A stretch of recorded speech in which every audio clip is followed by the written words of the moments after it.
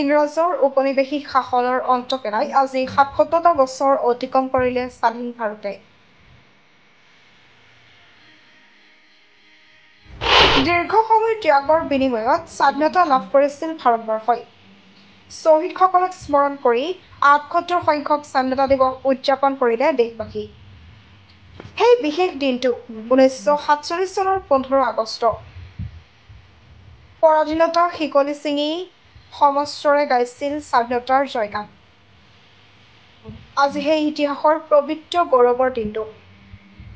ব্ৰিটিছৰ ৰক্ষণশীল অন্যায় অত্যাচাৰ কুশাসনৰ ওফৰাই জাতি ধৰ্ম বৰ্ণ নিৰ্বিশেষে সকলোৱে গাইছিল স্বাধীনতাৰ জয়গান।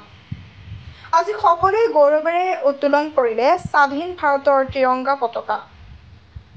ব্ৰিটিছৰ ২০০ বছৰীয়া দমন নীতিক নেওচি ১৯৪৭ত লাখ লাখ ভাৰতীয়ৰ আত্মবলিদানৰ ফচল এই স্বাধীনতা দিৱস। বহুলোকে স্বাধীন ভাৰতৰ সপোন দেখি সৰ্বস্ব ত্যাগ কৰিছিল।